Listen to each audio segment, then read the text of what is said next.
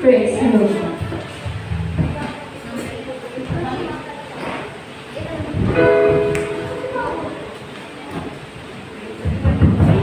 Amen. Ayan. Sige, palakpakan naman po natin ang ating Panginoon. Hallelujah, Lord Jesus. Ayan, hindi ko na-expect na yung mangyayari sa amin. Nakarating ko lang po, tapos inisip ko kanina baka dala-diretso na ako sa stage. So, nangyari nga talaga. Anyways, ayan, this is the day that the Lord has made, and we will rejoice and be glad in it. Sino po ang gusto mag-declare sa araw na to? Amen? Sino po ang nais na mag-declare in the name of Jesus?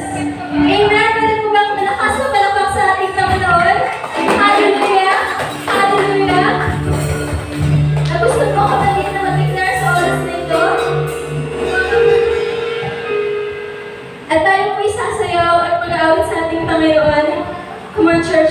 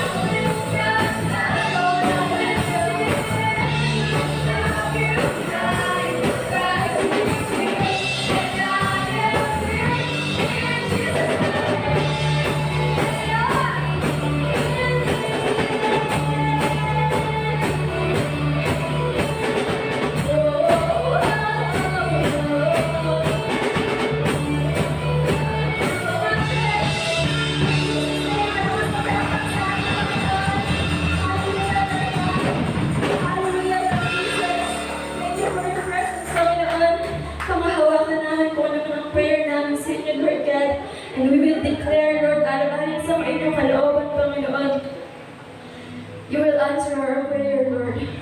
Hallelujah, Lord God. Come on, let's feel the Holy Spirit sa oras na ito. Hallelujah. Unang pansinin yung katabi mo, unang pansinin yung kumakanta dito sa harap. Ikaw ang Panginoon lamang sa oras na ito. Lord, we have our one desire sa inyo, Panginoon. Our only desire, Lord God. Lord, alam namin sa puso namin, Panginoon, na ikaw ang kailangan namin, Lord. Na gusto ka namin makasama sa lahat ng area ng aming buhay. This is our only desire, Panginoon. This is our one desire, Lord God.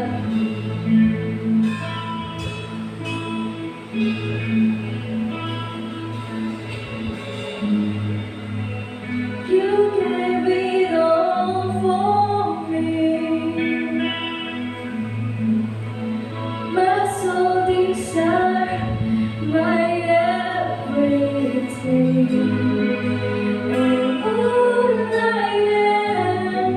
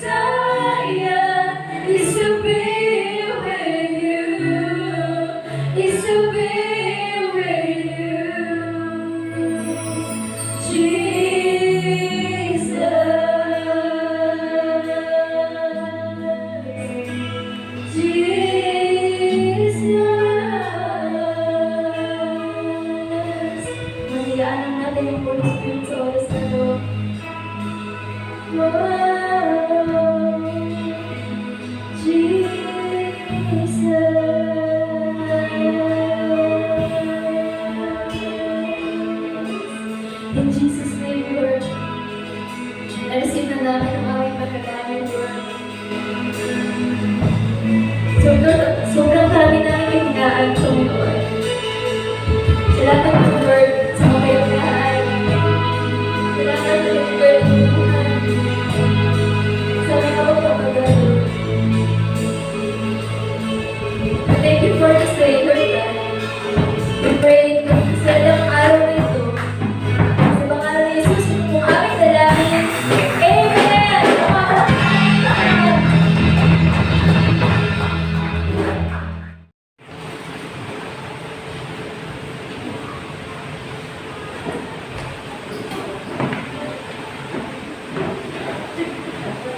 Yan, amen. Good morning po sa ating lahat. Welcome po sa ating morning service. So yan, sobrang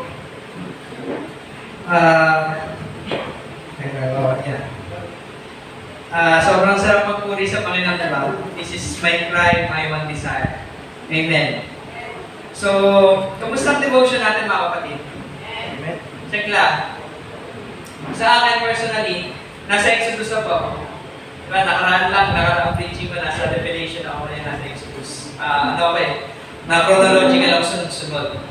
Tapos, ang amazing lang ni Lord sa mga lesson na tinuturo niya sa puso. Why? Kasi every time na nagbabasa ako ng Bible, tandaan niyo to every time na nagbabasa ako ng Bible, iba't ibang message yung pinaparating ni Lord na lesson sa akin. Iba't ibang lessons yung pinaparealize. Ngayon, as I pass through the story of Moses, di ba, ni Noah muna, tapos kay Abraham, kay Isaac, kay Jacob, tas na naging Israel, tas si Joseph, tas ngayon yung paggamit ni Lord kay Moses sa mga Israelita para iligtas sa mga Egyptians. So nandun ako sa part na yun. And bakit ko nasabing amazing si Lord magparating ng lesson? Because ito rin yung lesson, ito rin yung story, the same stories na binabasa ko when I was in Baguio. That was parang March 7 yun. Tanda ko, isang linggo yun bago mag-lockdown. Nung na-report na yung unang case natin sa COVID, ibang unang case natin dito, in-check eh. Diba, naggala muna bago magpa-check up, nakagala muna sa Cebu, tapos tsaka siya naging positive. Yun yung naalala kong story, ito yung binabasa. Pero yung tinuturo sa akin ni Lord nung panahon na yun is yung pagsunod. Ngayon, nung binasa ko ulit ito ngayong ganitong season naman, ang tinuturo naman sa akin ni Lord is tungkol sa faith. Kaya binanggit ko kay Lola ngayon, sabi ko, kay Pastora pala, secret lang na mag-lola kami. Binanggit ko kay Pastora yun, nung nasa bahay kami, sabi ko, Lola mo parang ang tinuturo sa akin ni Lord, ang dinidiscern niya sa puso ko, ay tungkol sa faith. Tapos maya-maya, sabi ni Lola ma, sabi ni Pastora, sige Sim, yun yung team natin for this month, tungkol sa faith. So, ang amazing lang ni Lord, why? Kasi ituturo niya sa'yo kung ano yung gusto niya talagang ituro sa'yo. Kung ano yung natataon na ituturo niya sa'yo. So, konting background pa lang po yun, wala pa pong intro yun. So, sige mag-pray po muna tayo. Yan. Sige, magsipagtayo po tayo. At tayo mag-pray at magbabasa ng Bible. Sige, Panginoon, sa oras na ito, Lord God, ay nagpapasalamat kami, Panginoon, sa iyong presensya, Lord God. Panginoon, tunay nga po, Panginoon, na pinapapurihan namin ang iyong pangalan, Lord God. And Lord, sa oras na ito, Panginoon, ang hingi po kami ng knowledge and wisdom, Panginoon. Lord, ituro mo sa amin, Panginoon, kung ano yung lesson na gusto mong iparating sa aming mga puso. And Lord God, pagpalaan niyo, Panginoon, ang bawat isang nakikinig, Panginoon, na mag-deliver ng iyong word, Lord God. Na Lord, ang salita mo, Panginoon, ang aming maririnig, Panginoon. At ikaw lamang ang mapapurihan. Maraming salamat, Lord God, at ang aming dalangin sa pangalan ni Jesus. Amen. So sige po, huwag na tayo umupo. Magbasa na muna tayo ng ating Bible. Ayan. Pag nilagyan ni Lord ng mga karayom niyang upuan pagkatapos ng prayer, kasi hindi pa sinasabi na umupo, upo kayo na upo. So yan, sige, open tayo. 3 chapters po yung babasahin natin, pero hindi po. Okay, Hebrews 10 muna tayo, 19 to 25. Sige, sabay-sabay tayo magbasa. 19. Therefore, brothers and sisters, since we have confidence to enter the most holy place by the blood of Jesus, by a new and living way open for us through the curtain that is His body, and since we have a great priest over the house of God, let us draw near to God with a sincere heart and with the full assurance that faith brings, having our hearts sprinkled to cleanse us from a guilty conscience, and having our bodies washed with pure water. Let us hold unswervingly to the hope we profess, for He who promised is faithful. Let us consider how we may spur one another on toward love and good deeds, not giving up meeting together, as some are in the habit of doing, but encouraging one another, and all the more as you see the day approaching. Tapos, talon po tayo sa Hebrews 1-3. Talon tayo. Now, faith is confidence in what we hope for and assurance about what we do not see. This is what the ancients were commended for. By faith, we understand that the universe was formed by God's command, so that what is seen was not made of what was visible. Tapos, talon ulit tayo sa Hebrews 12, verse 1-3. Therefore, since we are surrounded by such great cloud of witnesses, let us throw off everything that hinders and the sin that so easily entangles. And let us run with perseverance the race marked out for us, fixing our eyes on Jesus. Yan, favorite verse. Fixing our eyes on Jesus, the pioneer and perfecter of our faith. For the joy set before He endured the cross, scorning its shame, and sat down at the right hand of the throne of God. Consider Him who endured such opposition from sinners, so that you will not grow weary and lose heart. Sige, pwede na po tayong upo. Tinanggal na po ni Lord yung mga karayong. Yan. Ang pag-aaralan po natin ngayon, since nasa faith tayo ngayong month, ang pag-aaralan po natin ngayon ay anong kayang gawin ng faith mo? Anong kayang gawin kaya ng faith mo? Ang faith ba ay faith lang na nagtitiwala ka kay Lord? O may product, may produkto yung faith? So, yan po yung pag-aaralan natin ngayon. So, si Apostol Pablo po sa pagsulat niya sa mga taga-Hebreo, di ba sa book na ito, una niyang, pag binasa niyo, una niyang in-explain kung sino si Jesus. That the Son, si Jesus daw ay mas mataas sa angels, He's greater than Moses. Di ba? So, basahin niyo na lang po. Kung may oras kayo mamayang gabi, basahin niyo lalo na itong chapter 10. Ang ganda ng chapter 10. Why? Kasi in-explain ni Apostol Pablo isa-isa. Yung chapter 11 pala, yung mga faithful na characters sa Bible, yung mga faithful na tao sa Bible, at sa NIV po itong binasa natin. Sa NIV, ang first words niya lagi, by faith. By faith Abraham, by faith Noah, by faith Isaac. By faith, ginawa nila yung mga ganung bagay. Again, by faith, ginawa nila yung mga ganung bagay. Nagawa nila yung dapat nilang gawin by faith. Ikaw, anong kayang gawin ng faith mo? Yan, tanong mo muna sa sarili mo, anong kayang gawin ng faith mo? Yan.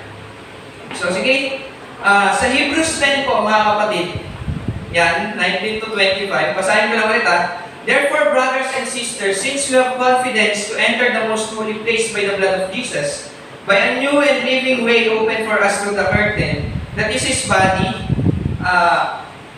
and since we have a great priest over the house of God, let us draw near to God with a sincere heart and with the full assurance that faith brings, having our hearts sprinkled to cleanse us from a guilty conscience, and having our bodies washed with pure water. Let us hold unswervingly to the hope we profess, for He who promised is faithful.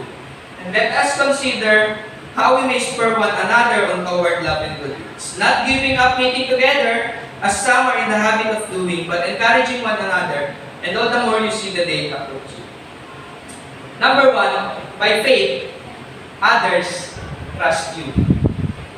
It's because of your faith, kaya ka pinagkakatiwalaan ng iba. Tingnan mo nga sarili mo katiwa-tiwala. So, let's put it in a conclusion agad. In other words, dahil sa faith mo, kaya maayos ang attitude mo. Amen. Tinanong linggo, pinag-aralan natin yan, ng attitude. Kaya, dahil sa faith mo, kaya maayos ang attitude mo. Maaga tayo magtimpa ngayon, maayos ba ang faith mo? Tignan natin yung attitude mo, tapakin ka ba? Baka maldita ka. Laitera? Check your faith. Definitely kasi, kapag natutuhan natin ng mga kapatid na magpalalim sa Panginoon, pag natutuhan mong magpalalim sa Panginoon, hindi lang yung personal relationship mo kay Lord yung lumalalim. Pati yung personal na relationship mo sa iba. Okay? Matututuhan mo yung mga basics sa buhay. Ano yun? Yung grace, yung mercy, yung compassion. Yun lang naman eh. Pagdating sa kapwa, dapat may grace ka, may mercy ka, may compassion. Diba? Galatians 5:22-26, but the fruit of the Spirit is love, joy, and peace, forbearance, kindness, goodness, faithfulness, gentleness, and self-control. Pambihirang bibigat. Against such things, there is no law. Those who belong to Christ Jesus have crucified the flesh with its passion and desires. Since we live by the Spirit, let us keep in step with the Spirit. Let us not become conceited, provoking, and envying each other. Nakalagay dito, let us not provoke each other. Kapatid, huwag kang laitera. By faith, others trust us because of the fruit of the Spirit that we have. Yung mga bunga ng Holy Spirit na yun, yun yung ma-manifest natin, yun yung lumalabas sa atin. Di ba? Kung ano yung nasa puso mo, yun yung lalabas sa'yo. Kaya kahit araw-araw ka pang mag-post ng Bible version dyan sa Facebook, kung nukno ka naman ang kagaspangan ng ugali mo, nasa ng faith mo? Lumalabas. Kung ano yung pag-uugali mo, yun kasi yung nasa puso mo. Baka naman kasi yung faith mo hanggang notebook lang. Hindi mo ina-apply sa buhay mo. Kaya hindi tayo lumalalim. And because of our faith, others do trust us. Amen, mga kapatid? Di ba yung sa fruit of the Spirit, lahat yun positive ano? But the fruit of the Spirit is love, joy, peace, forbearance, kindness, goodness, faithfulness, gentleness, and self-control. May nakalagay ba topakin dyan? May maldita, may istabera, may mapanlait. Meron? Wala, di ba? So tingin niyo fruit ng Spirit yun, napakalaitero ng tao, napakamaldita mo. Nalaglagan ka lang ng piso, nagtupak ka na. Sunod na magpamatay.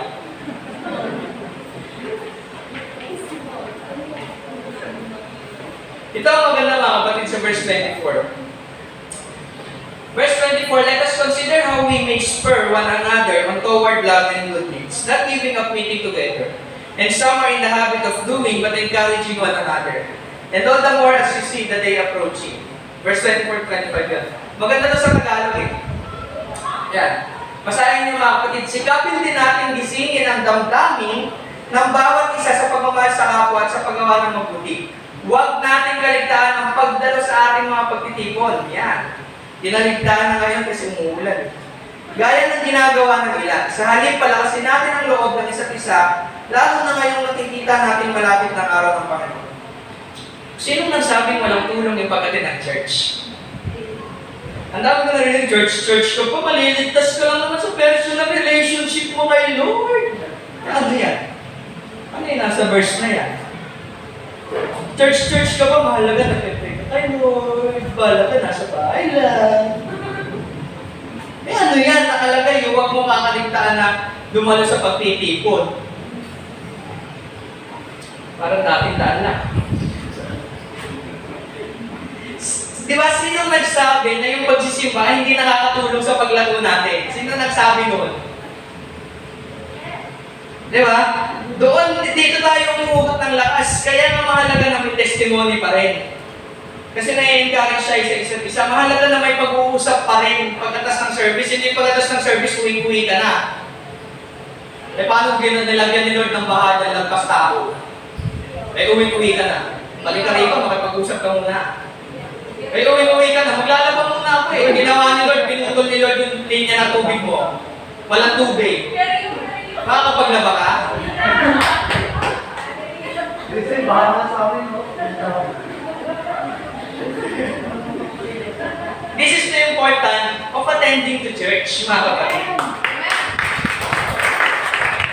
Alam nyo, ang napansin ko, nung nagpunta ako sa Baguio, syempre nag-church ako doon. May home church din ako doon, na tinuring kong bahay. AG din naman yun. Syempre, hindi ko maiwasan mag-compare anong meron dito, anong meron doon. Isa sa mga napansin ko, ay kung ano yung pormahan ng mga leaders ng church, ganun yung pormahan ng mga members. Sinasabi ko po sa inyo, tingnan niyo yung suot ko ngayon. Kung ano yung suot ko ngayon, ganito magsuot yung youth pastor namin sa Baguio. Isipin mo, youth fellowship, yung pastor namin nakaitim na hoodie, tapos nakaitim na pantalon, tapos nakaitim na sapatos. Tignan mo lahat ng member nakaganon din. Yung pastor natin dito, pasyonista. Tignan mo yung mga member kung hindi pasyonista. Dito pumapasok yung piliin mo kung sinong tao nakapaligid sa'yo. Kasi totoo yun, kung ano yung paniniwala ng tao na dinidikitan mo, ganun yung magiging paniniwala mo. Nabubulol ako yakin na nga. Doon sa Baguio, pare-pareho ang taas na kamay pag ganon. Pag pagod na kang ganon. Sabi ko sa'yo, dalawa kami nakaganon. Pero lahat nakataas ng kamay. Lahat kung worship nakataas ng kamay, nakaganon nga. Pero ganon kasi yung kultura ng church. Doon sa church na yan, lahat maaga. Kasi may almusal. Joke lang. Ako, personally sa akin, umatin ng maaga kasi may almusal eh. Di ba, ang service na Ayala 7, international service yun, di ako umatin sa Tagalog eh. International service yun, English yun puro. May almusal. May cheese bread, tapos may yung, sa Baguio di ba, umusong kaping barako, original na kape yun. Tapos Milo rin kami. So, personally sa akin, ayaw ko sa iba, syempre huwag natin usgan yung ibang membro doon. Kasi may almusal. So sana dito rin may almusal. Baka wala nang malalay. Yan. Balik tayo. Mahalaga yung church. Why? Kasi we encourage one another. Hindi naman sa yabangan, di ba? I-share mo yung story mo sa kapatid mo na baka naranasan niya yon. Hindi yung pagkatas ng service yung ikuwi ka na naman. Kasi definitely, because of faith, kaya ako pinagkakatiwalaan ng iba. Tandaan mo, yung katabi mo ngayon, kaya kami nakausap niyan, kaya yung nakikipagbiruan sa'yo. Kasi nakikita niya yung pananampalatayang mo, okay? Nakikita niya katiwa-tiwala. So, let us go deeper into our faith. Pag tanggalin na natin yung mga negative na attitude, imbes, itanin natin yung bunga ng Espiritu, yung fruit of the Spirit. So next, Hebrews 11:1-3. Now faith is confidence in what we hope for and assurance about what we do not see. This is what the ancients were commended for. By faith we understand that the universe was formed at God's command, so that what is seen was not made out of what was visible. Point 2, by faith, we trust others. Sabihin mo sa katabi mo, nagtitiwala ka ba sa akin? Nagtiwala ka ba sa akin? So by faith, we trust others. Sabihin ka, di ba, now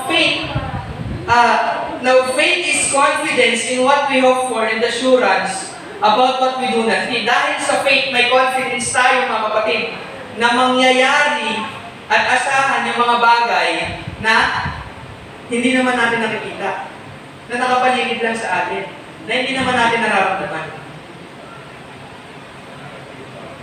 Diba? Hindi ko alam kung nasa anong book to, kung nasa last book ba to ng John o nasa Acts to. Sinabi doon, pinagpala ang mga taong nagtitiwala sa Panginoong Jesus. Dahil kahit di nila siya nakita, nagtitiwala pa rin kay Jesus. Magtitiwala ka ba sa taong hindi mo nakita? By faith, we trust others. Dahil sa faith, may confidence tayo na may hirap na pangyayari ay masosolusyonan. Anong kayang gawin ng faith mo? Definitely ang magtiwala sa iba. Di ba may mga pagkakataon na ba sa buhay mo? Ito ang tanong ha. May mga pagkakataon na ba sa buhay mo na nasabi mo yung ganito? Nasabihan mo ng ganito yung isang tao, kunwari pinag-chichismisan mo ng kaibigan mo. Ay, di na magbabago yan. Diablo ka alitan eh. Wala na mas titigas pa sa asfalto pag bumukha ng buhayan na yan. May kilala kayong taong gano'n? Yung halos wala ng pag-asang magbago sa sobrang haba ng sungay at puntot. May kakilala po kayo gano'n? By faith. By faith. Ito na, by faith, let us trust others. Have some faith, mga kapatid. Magtiwala ang kikilos sa Panginoon sa buhay niya at nababaguhin yung tao na yun. It is by faith. Walang imposible sa Panginoon. As Christians, isa sa mga responsibilidad natin ay maging prayer intercessor. Yung iba kasi prayer warrior yung tawag, pero sabi ni Pastor Lapis, bakit ka magiging-pag-pray? Bakit magiging warrior? Makikipag-ispadahan ka ba habang nagdadasal? Prayer intercessor na lang. Why? Kasi nakaupo lang naman tayo, di ba? Nagdadasal. Yan lang naman eh. Peaceful nga habang nagpe-pray. Nakikipaglaban tayo sa spiritual realms, pero sa physical realms, hindi naman tayo warrior. So prayer intercessor na lang. Diba? As Christians, isa sa mga responsibilidad natin na maging prayer intercessor. We need to pray more and more. Again, di ba? Ang prayer ay pwedeng it's either you pray for the blessing ng tao na yon or you rebuke yung tao na yon. Pwede naman yan eh. Diba? Hindi ka naman masama kung re-rebukein mo yon. Diba? Imbis na maliitin mo, ipagdasal mo. Here is the thing, the cancel culture. Pagtanga po yung picture, Kuya Jesse. Basahin niyo po muna to bago tayo magkalala ka. Basa ba? Malabo yung mata ko. Sabi ni John Kirk, sa Twitter, sabi ni John Kirk, I just unfriended my papa. Oh, in-unfriend niya raw yung tatay niya. He is in favor of shutting down ABS-CBN. Tarara, di ba? Parang bet ko lumayas. Bahala kayo magbayad ng kuryente dyan. Grabe tong tao na to. Nakapag-post ka ng link sa FB mo, ako ang nagbabayad ng internet. Paputol ko na kaya. Rat niya lang tungkol sa tatay niya na in favor sa pagpapasara ng ABS-CBN. Diba yung tatay niya, in favor sa pagpapasara ng ABS-CBN kasi sabi ng Congress, kasi galit si Duterte. Galit siya sa tatay niya, in-friend niya sa Facebook. Inisip niya pa na wag na magbayad ng kuryente. Dahil siya nang magbabayad ng kuryente. Di ba? Nagbilang pa ng gawain. Ito bang isa? Ito mas malupit tong isa eh. My mom really voted for the terror bill and for denial of franchise renewal for ABS-CBN. Pick a struggle and go you, fascist. Someone please let me move in with them. Congressman yung nanay niya, yung nasa baba, congresswoman. Yung anak yung nasa taas. Tinawag niyang pasista yung nanay niya. Kung hindi niyo po alam yung pasista, search niyo na lang po pag-uwi niyo. Tinawag niyang pasista yung nanay niya. Isipin mo itong dalawa na to. Mga magulang nila yun. Nagpalaki sa kanila. Yung tatay niya, yun yung tatrabaho para mapalaki siya. Para mapagtapos siya sa pag-aaral. Para mabigyan siya ng cellphone, para makapag-Twitter siya. Yung isa naman, yung nanay niya, congressman. Siyang na buwan na dinala sa sinapupunan. Dahil lang umuo sa anti-terror bill, at dahil lang umayaw sa franchise bill, sa franchise ng ABS-CBN, ayaw niya na sa nanay niya. Here's the thing, the cancel culture. Itong culture na ito, mga kapatid, ay nauuso sa generation natin ngayon. Yung nagkamali ka lang ng isang beses, kahit 1,000 kang naging mabuti, cancel ka. O sa salitang pangmatanda, sa pangmatandang term, it's your pera ka na. Like sa example nito, di ba? Sariling mga magulang, pinakwil. Dahil lang sa ABS-CBN. Is it good? Tama ba yan? Hindi natin pwedeng sabihin na, bakit pinapasweldo ko ba ng ABS-CBN? Bakit pagtanggol mo? Dahil karapatan niya yan na magkaroon siya ng sariling opinion, ng sariling kagustuhan. Karapatan niyo yan. Kagustuhan niyo yan kung gusto niyo masara yung ABS o gusto niyo magtuloy. But the thing here is, kahit ano mangyari, magulang mo yan. Kahit hindi ako binigyan ng bako ng isang buwan ng tatay ko pa rin yan. Nabinigyan ako 100. Aha! Kahit 100 lang dadalhin mo, malaking tulong na yun. Ayun. Paano pag wala naman talagang, eto naman, paano pag wala talagang maganda? Do we have to cancel that person? Do we have to cancel that person? Hindi pa rin. Bakit mo i-cancel yung tao? Bakit mo i-exapwerahin? Bakit mo ituturing na wala nang kwenta? Dahil lang sa nagawang pagkakamali. Diba? By faith, you trust others. Kahit nagkamali yan, pagkatiwalaan mo yan. Ipanalangin mo yan. Kung may puro pagkakamali yan, rebukein mo yan. Ito yung madalas ko naririnig. Yung mga doktor na yan, bubuhin ka lang, sabihin may COVID ka na. Yan, lagi ko naririnig yan lalo na sa bahay. Teka lang, here's the thing. Doktor yung mga yan. Expert yan sa mga ganyan. Hindi yan magsasabi na ito papahamag na iba. Normally kasi, kapag may sintomas ka ng COVID, ngayon sa sitwasyon natin ngayon ilalagay ka na agad sa COVID ward. Why? Kasi baka ilagay ka pa sa normal, baka may COVID ka pala, makahawa ka pa. Diba? Kaya, konting sintomas lang, ilalagay ka agad nila sa COVID. Pero that does not mean na may COVID ka agad. Kasi sa swab test pa yan. Ang laki nga ng ano natin nung June, July ata. Ang laki ng ano natin, ng utak natin sa pag-report ng swab test. Isipin nyo, 20,000 yung mga sinwab test pero hindi pa nalalabas yung resulta for a week. Isipin nyo, for a week hindi pa nalalabas kung may COVID ba yung hindi, may sintomas lang. Paano kung ginamatay na ng COVID, hindi na naagapan dahil hindi naman alam na baka COVID pala yun? Mabagal nga sa totoo lang eh. Mabagal pa nga malaman ngayon kung may COVID. Ngayon na lang bumilis. Diba? Dito pumapasok yung submission to authority. Again, to submit does not necessarily mean to obey. Hindi naman porket sinabi ni Apostol Pablo na submit to authority, susundin mo na lahat ng sinasabi ng authority. Siyempre, kailangan mong i-balance kung tama ba yun. Paano pag sinabi ni Duterte, o gawin yung alcohol yung gasolina, gawin yung ipang disinfect nyo sa face mask nyo, hindi nalangkap mo na lahat ng gasolina, patay ka ngayon. Diba? Sana maintindihan nyo mga kapatid na yung authority natin sa field ng medicine ay yung mga doktor. Yung authority natin sa government ay lahat ng opisyal. Lahat ng opisyal, hindi lang si Duterte, lahat ng opisyal. Diba yung authority dito sa church ay si pastora, yung pastor natin, yung youth leader natin, yung music director natin. Sila yung mga authority sa bawat field. Bawat field yan may authority. That does not mean na si Duterte lang ang nasa authority. Diba?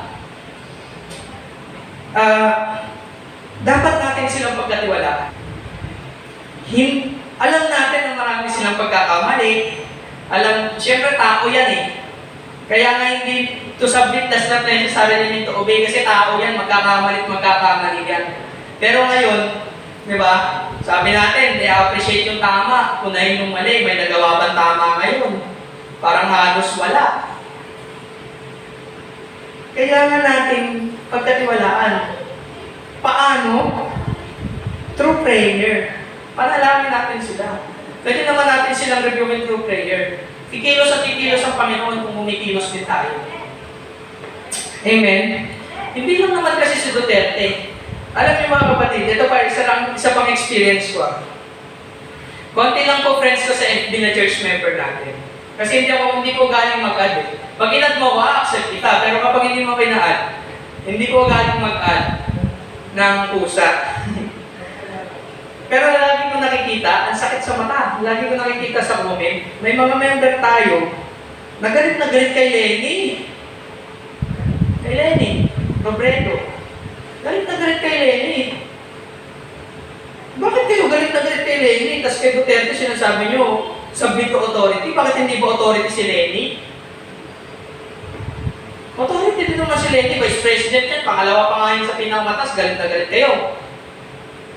Di ba? May mga nakikita ko member po natin. But this is not to condemn you. This is to rebuke you, mga kapatid. Again, hindi ka kasi dapat DDS. Hindi ka rin dapat dilawan. Kasi Christian ka. You rebuke what is wrong and you rejoice sa tama. Amen? Ang grabe siya nabihan. May nakita ko talaga. Minsan na naman mag-Facebook kasi busy nga sa online kasi may nakita ko isa doon, member natin ang comment kay Lenny. Puro data ka Lenny. Tapos may isang post si Lenny nakipag-meeting sa mga jeepney driver about sa jeepney modernization. Sabi niya naman, pakitang tao. Sus Maria Joseph. Nung nag-speech, sinabihan, puro dada. Nung umaksyon, sinabi, pakitang tao. Ano ba talaga gagawin ni Lenny? Hindi ako dilawan ako, kanida. But, as a Christian, we should rejoice with the truth and rebuke to what is wrong. Rebuke the wrongdoings of the government, of the authority. Diba? Kahit sa mga doktor, nararamdaman niyo yan, minsan yung mga doktor gusto na buksan yung tiyan nyo agad. Kahit madadaan naman, kahit ramdam nyo madadaan naman sa gamot, you can rebuke them. So yun, lagi na lang pumapasok itong subject authority sa mga preaching. Kasi medyo wag tayong makiayon sa takbo ng mundo ng Pilipinas na DDS versus Dilawan na Kristiyano tayo. Magalit tayo sa mali, rebuke yung mali. Diba? Kung meron ba dito, inaaway si Binay, diba? Kristyanong tinuringan, inaaway si Binay sa comments, sinabi mo, manahimik ka lang ang sunog! Sinabi ba naman kay Binay, Diyos ko, gusto ko sa replyan, Sister, Kristyanong tinuringan, ang lait! Amen. Karapatan mo naman magsalita. Siyempre, bilang tao, you are entitled to your own opinion. But here's the thing kasi, bilang Christian, lagi mong tatandaan, it's better to pray than to criticize. It's better to rebuke than to criticize. Same sa mga kapwa natin na normal na tao lang. Di ba sa authority nga, pagkakatiwalaan natin, sa mga normal na tao din, always pray for them, huwag mong maliitin. Ipanalangin mo. Di ba? I remember nung paakit ako sa Baguio nun, di ba, pauwi-uwi ako nun eh. Akit pa na ako nun dito, linggo-linggo ata akong umuwi nun eh. Nung paakyat na ako sa Baguio, ang sinakyan ko ay Genesis na point to point. Kapag napupunta po kayo sa Baguio, tapos sinakyan yung Genesis na point to point, alam niyo na yung mga bus drivers noon ay lumilipad lagi. Nasa may La Union na kami papuntang Cubabengge, paakyat yon. Pag napunta na kayo ng Baguio, matatandaan nyo na yun yung pataas na paikot-ikot na matarik. Yun.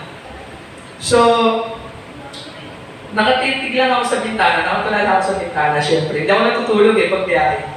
Bigla ako naisip, paano kaya kung biglang saltingin yung driver na ito? Paano kaya kung biglang saniba ng demonyo yung driver dito at biglang ihulog kami sa bangin? Baka mababaw faith ko nun, kaya ako natanong.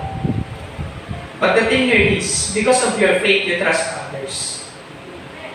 It is by faith na magtiwala sa driver kahit di mo kilala. It is by faith na maglakad sa kalsada nang walang babaril sa iyo. Nakakain ka, hindi mo alam kung sino nagluto. It is by faith na kakain ka nang walang alinlangan kung may lasong ba yun o wala. It is because of your faith. That's the product of your faith, your confidence to others. Diba? Kaya nga, di ba yung sa Sodom at Gomorrah? It is by faith din. Diba? Na pagdating sa drug war, dapat hindi sa atin okay pumatay. Okay lang mamatay kung nanlaban. Pero paano kung pinatay na inosente? Na pinatay na lang ng pulis kasi mas sakit na sa ulo. Diba? It is by faith na magtiwala tayo sa mga taong nasa kulungan na babaguhin pa sila ng Panginoon.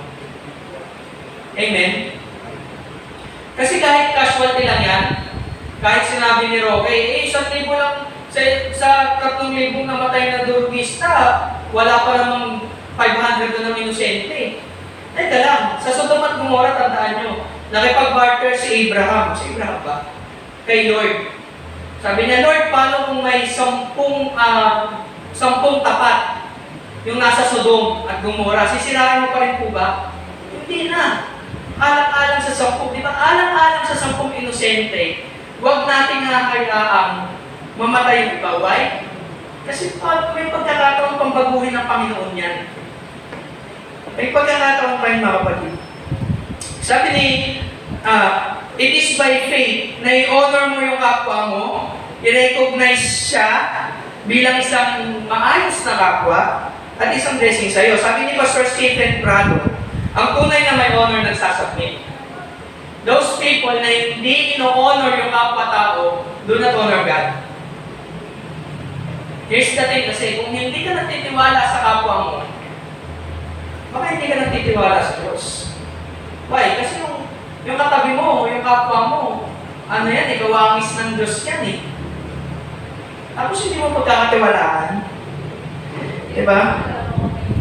Dagdag pa ni Pastor Ruder, be the backbone of each other, not bone breaker. Kailangan, suportahan tayo sa likod, maging suporta tayo sa isa't isa. Hindi pwedeng nagbabaliran tayo ng likod. Paano makakatayo ng maayos yung kapwa mo? Nagbabalikan kayo ng likod. Di ba? So, saan tilagalin ang faith mo? Definitely sa pagtitiwala mo sa iba. Amen? And lastly, saan tilagalin ang faith mo?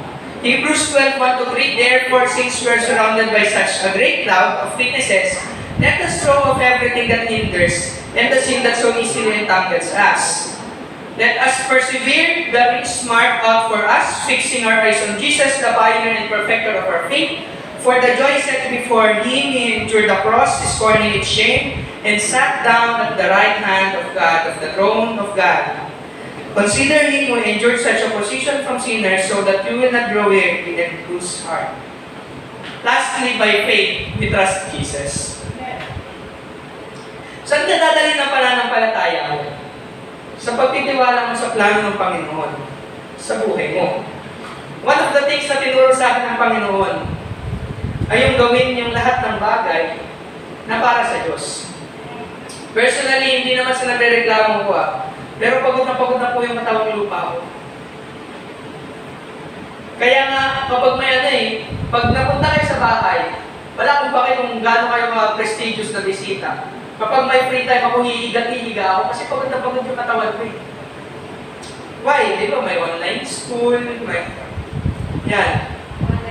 may online service pa. Yung mga online, nagpapahirap. Amen. By faith, matagal ko nang pinapanalangin kay Lord, Lord, please. Sana Lord, by faith, may dumating naman na magmi-ministry sa pag-i-edit. Yes, thank you Lord. Sana may Brother Sam, sige ako na lang mag-i-edit. Brother Sam, Brother Sam, ako magaling ako mag-i-edit. By faith, ako pati nagpapasalamat ko personally. Dahil by faith, nanonood kayo ng online service natin ng lockdown. Isipin niyo naman, ang gamit lang namin nun lalo na nung March hanggang May, ang gamit lang po namin nun ay cellphone ni Pastora. Nasa terrace kami lagi, di ba? Pawis na pawis kami sa terrace, lalo na pag nakatutok pa yung araw. Tapos nagbibideo kami, hawak lang yung cellphone. Buti maikli pa si Pastora mag-preach nun eh. Buti hanggang 20 minutes lang, gano'n, di ba? Noong online service, yung pinakamahirap na service ng mga nadaanan ko kasi magsushoot kami, mag-i-edit pa ako, mag-upload pa ako. Tapos, mas madalas ako yung worship leader, di ba kami dalawa ni Harold? Diyos ko, sobrang hirap mag-isip ng line-up. Ako nagsasabi sa inyo, kinalgan na namin yung buong YouTube, ang hirap mag-isip ng line-up. Thank God, nandiyan si Brother Paul, si Sister Hangge, si Brother Cesar, tsaka yung pamilya ni Brother Cesar. Nakakaano sila nakakapagpalita, nakakapagpahinga kami ni Harold. And, ayun, hanggang June yun. Ang string lang po ng gitara natin, 5. Yung acoustic na yun. Putol yung dulo nun yung pinakamanipis. Putol yun yung string na nun at hindi nakabili hanggat hindi nag-iis yung lockdown. So yun nga, lalo na kung makakarinig ko pa ng salita, lalo na kung may online, hanggang ngayon may online service pa rin eh. Grabe discouragement ko nung nakarinig ako ng salita na, bakit kasi may online service mo, may physical service na nga eh. Wait! Ikaw ba napapagod? Ako nagpupuyat ah. Yun, gusto ko nang sumuko sa Panginoon nun. Sa ministry ko sa Panginoon. Lord, ayoko na mag-online na lang. Yaan mo na yung ibang members na hindi nakakatago. Umatin na lang sila kung gusto nila makarinig. Personally, gusto ko nang sumuko nun. But here's the thing, ito yung tinuro sa akin ng Panginoon. Bakit ako susuko dahil sa tao? Ginagawa ko yung mga bagay na yun para sa Panginoon. Diba? One time, ito, pinakamatinding dilema ko, one time nag-edit ako. Kasi normally, one day edit. O kaya one night edit. Kunwari, linggo ngayon for online Sunday service, ang edit ko Sabado ng gabi. Nag-edit ako, sobrang tindi ng sipon ko, sobrang sakit ng ulo ko. Iyak ako ng iyak nun. Personally, umiiyak ako nun habang nag-edit, tas ano pa yan eh. Sensitive yung tenga mo, alam mo yung gano'n, ayaw mo makarinig ng kalinsing ng drums.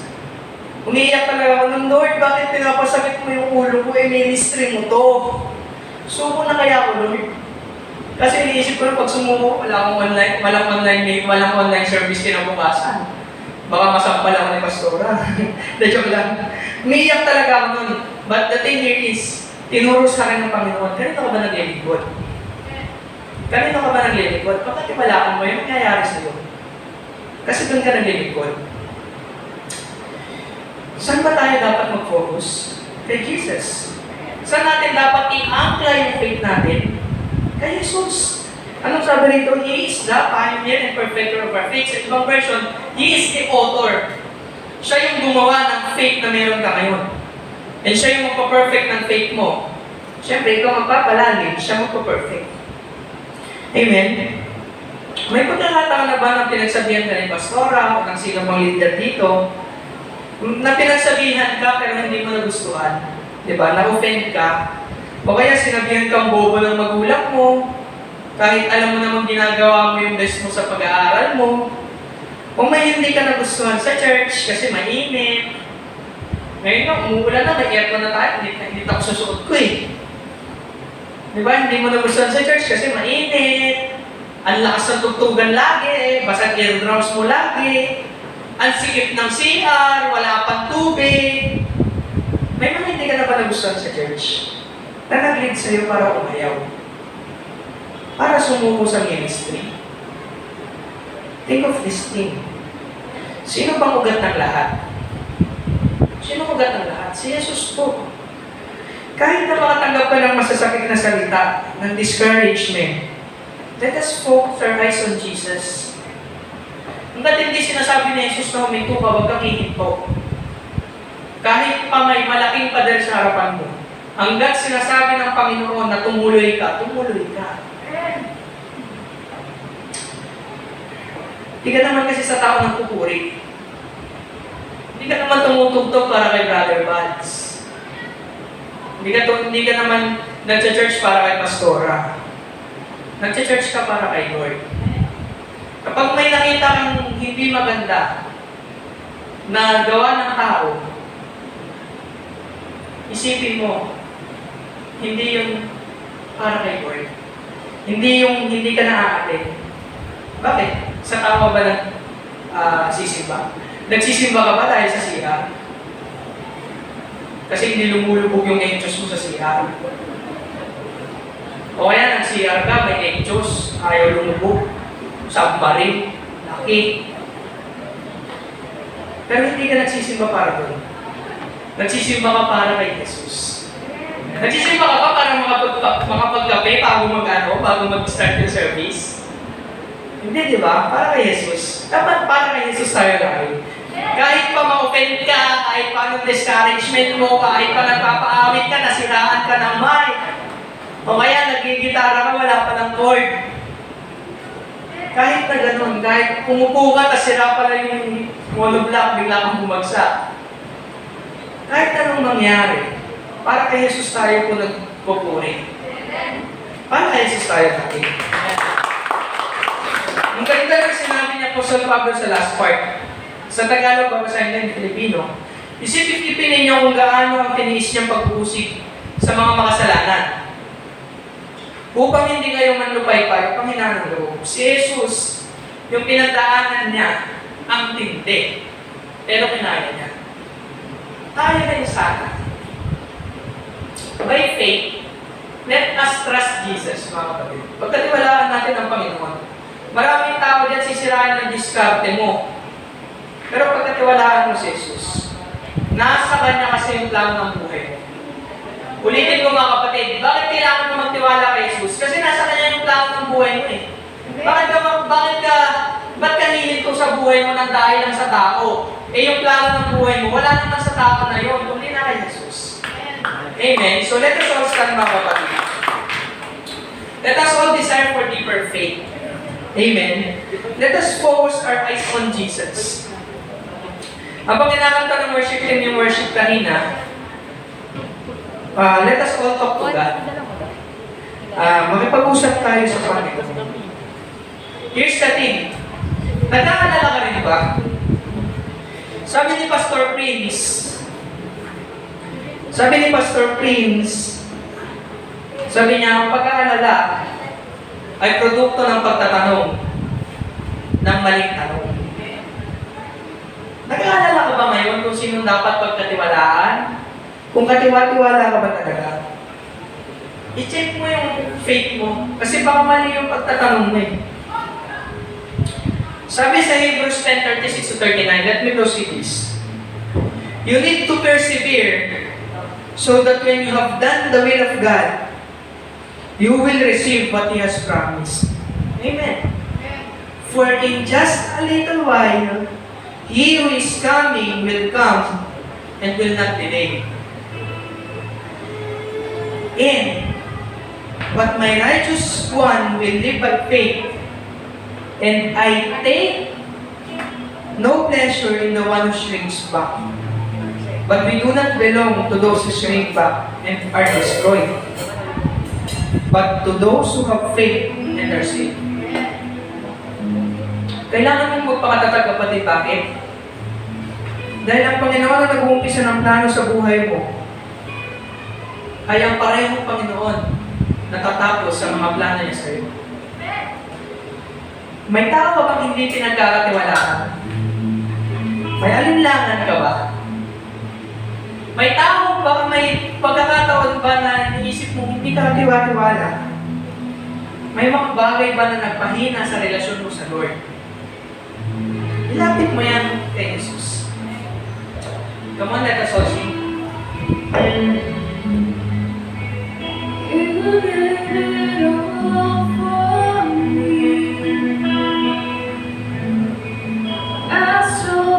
Talk to God personally. Kung ano man yung message na tinuro sa'yo ng Panginoon ngayong oras na ito, kung ano man yung gusto sabihin sa'yo ng Panginoon, talk to Him.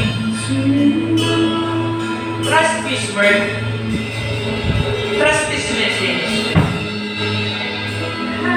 Kasi, lagi natin iisipin na hindi naman porkit masama. Hindi naman porkit hindi maganda. Hindi na makakabuti sa'yo. Tandaan natin mga kapatid, lahat ng plano sa'yo ng Panginoon ay para sa ikabubuti mo. Come on, let us all sing, let us all praise the name of Jesus.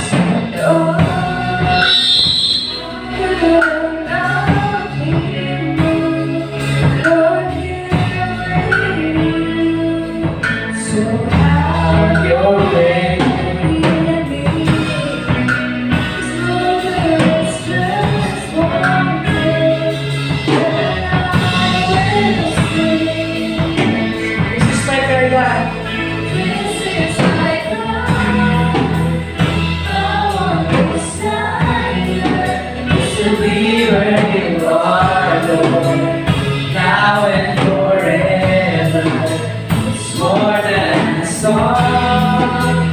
My one desire is to be with you. It's to be with you. This is what I got. This is my one desire. Ito yung piniyak ng puso namin sa iyo. Yung makasama ko tayo, Panginoon. Yung pagkasiwalaan ka namin, Panginoon. Yung faith namin, Panginoon. Ay, yung focus na na, Lord God. To be with you. To be with you. This is my Come on. Let's call the name of Jesus. Hallelujah. Sa Panginoon. Alam mo kung ano man yung alam mo, mga kasalanan.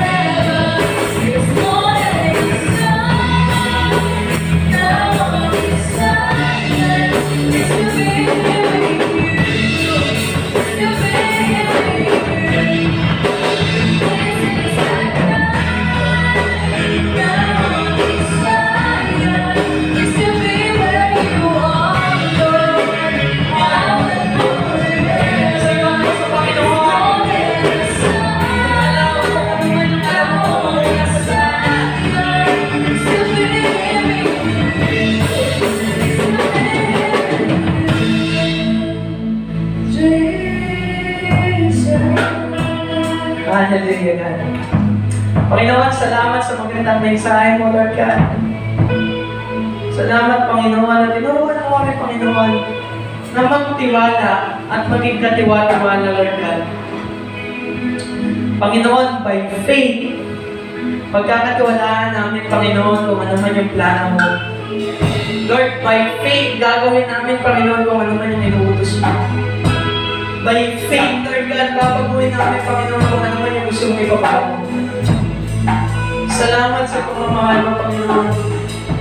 Salamat sa biyaya mo. And Lord God, we declare blessings, Panginoon, sa bawat isang natin ito. Lord, let your will be done, Panginoon, sa buhay ng bawat isa sa akin, Panginoon. Lord, pagkatiwalaan mo nga kami, Panginoon, ng mga bagay, Panginoon, ng mga pagpapala na siksik-libig at ng mga ako, Lord God. Panginoon, sa iyo lang namin, inilalapit ang lahat. Mahal na mahal ko po namin, ikamaming dalangin. Sa pangalan ni Jesus, Amen.